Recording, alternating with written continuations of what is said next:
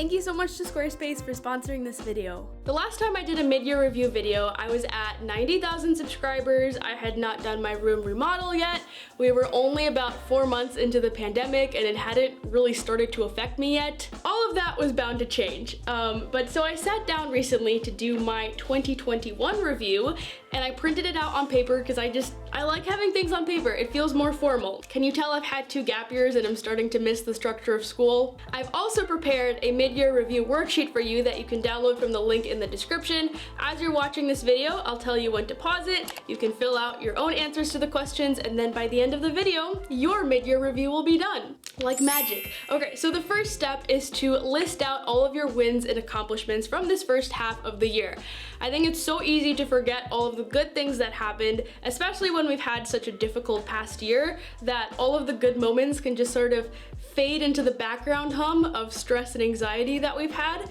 And so to jog my memory, I like to go through all of my journals and notebooks, my day one app, my calendar, and just write down every little thing, no matter how small, that I've accomplished. So what I wrote down was number 1, okay, this one's kind of serious, but it's very honest. So I wrote down that I was really proud of myself for managing to pull myself out of sort of these recurring episodes of depression. I feel like towards the beginning of the year I was trying to hack my brain and figure out why is this happening, but even when I felt like I was doing everything right in terms of habits and taking care of myself, sometimes it still happened. And so I'm proud of myself for kind of coming to a place where I was like, you know what, maybe there is nothing to learn from this, maybe there's no deeper meaning to this depression that I've been experiencing. Maybe it's just something that's been happening and it sucks. I think it's been happening because of the pandemic and not being able to start college and stuff. So that was the first thing I wrote. I'm proud of myself for getting through that. Another thing I'm super proud of myself for is finally hiring a virtual assistant. I am building my Bliss Bean team, which is just like insane to say out loud. Speaking of the Bliss Bean, I grew my YouTube channel to 220,000 subscribers, which is not as fast growth as I experienced last year, but it is growth, and behind that was a lot of consistent work and effort, and that's the part that I'm really proud of, is the work that went into it. The numbers are just a small indication of that work. I read 18 books, I decluttered my room and my closet and like everything in my life. I worked with an accountability buddy, which was super helpful, and I set a lot of boundaries with freelance projects that I was working on.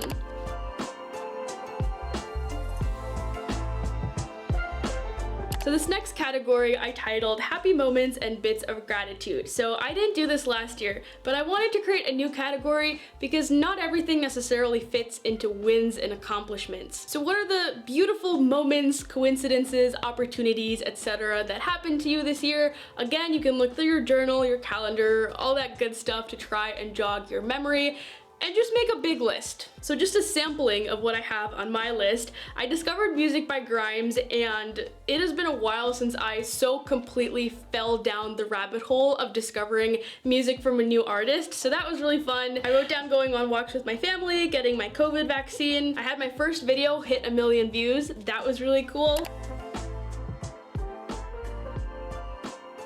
You might also want to make a list of like challenges that you faced this year and lessons that you've learned from them.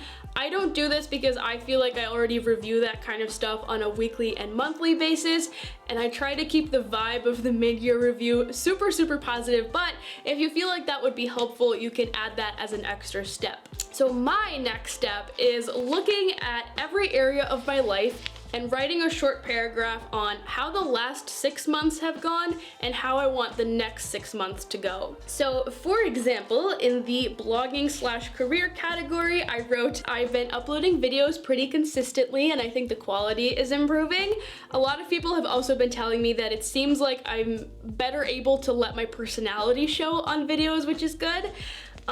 As I said, I hired a virtual assistant and I've just been doing a good job of keeping things organized with her. For the next 6 months, in terms of content, I want to launch my new course and create a new newsletter or something similar.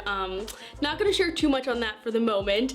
On the business side of things, I want to hire an accountant and outsource as much as I can to my virtual assistant and maybe even to other people. In the learning category, I wrote that I put a pause on studying Korean, mainly due to depression depression and like not having as much time and energy because of that.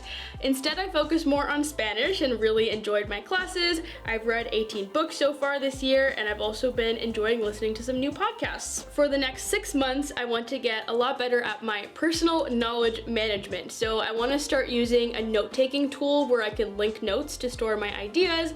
I want to take notes on all of the books that I've read so far this year, and I also want to read this book called How to Take Smart Notes.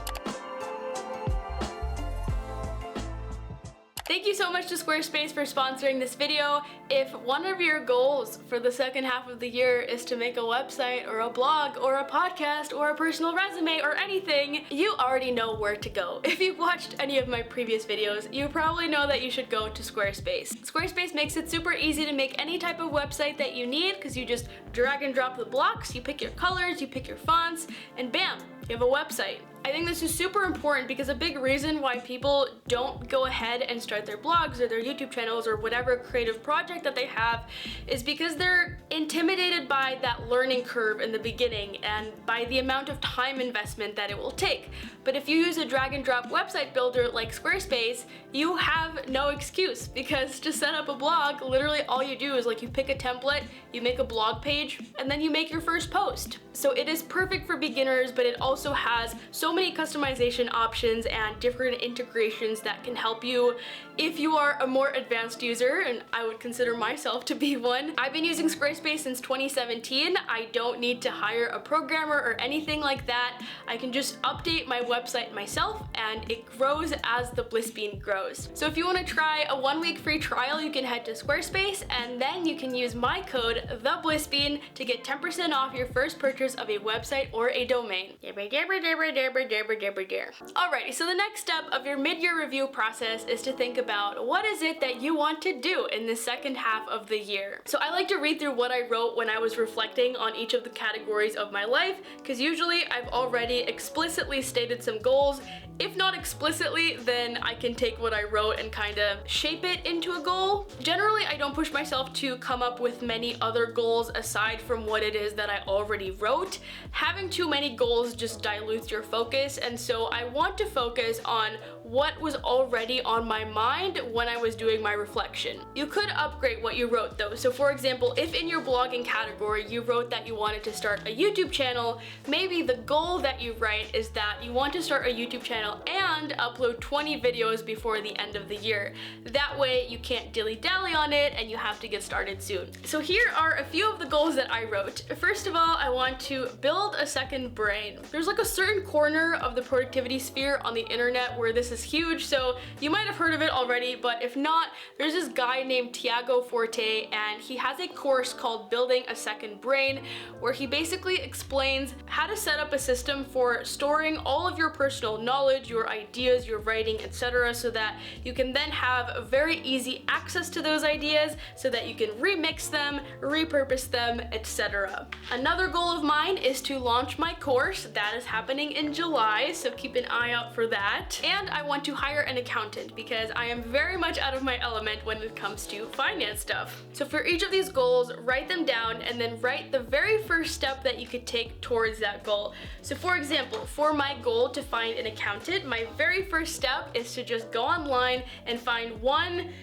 agency, firm, whatever a group of accountants is called, and reach out to them to set up a meeting so that then I have at least one option to choose from. Make sure you also think of some goals that are fun. I didn't make a whole separate category for that on the worksheet because I think it embeds into other categories. So like going on a trip, for example, might be something that you do for your mental health, technically, or cooking new recipes might be something that you do for your cooking hobby. So as you're coming up with goals for all of those categories that are on the worksheet, always be also thinking, am I also having fun?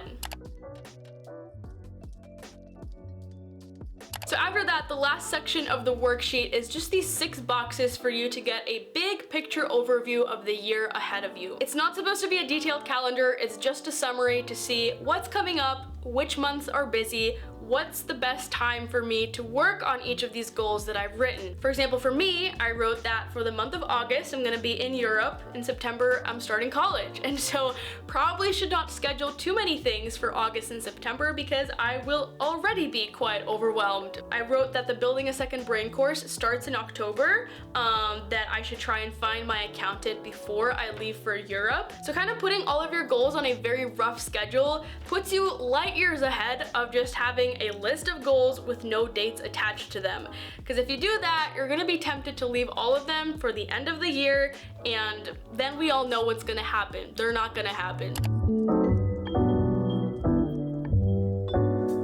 And that's it, you're done. Those papers didn't scatter the way I wanted them to. I love doing a mid-year review because it kind of feels like you've got that motivational, inspirational energy of New Year's, but right smack dab in the middle of the year. So you don't have to wait until December to feel like you've got a fresh start. The more often you sit down to reevaluate your goals and adjust your plan, the better. And halfway through the year is just a very natural point to do that. So I hope you enjoyed this guided exercise. Again, if you want to follow along on the worksheet, that's right down in the description. If you enjoyed this video, please give it a like. Let me know in the comments what your top 3 wins from the year have been so far. I did that for last year's video and it was just so nice to read all of the responses in the comments. Also, of course, be sure to subscribe to my channel before you go, and I will see you next week. Bye!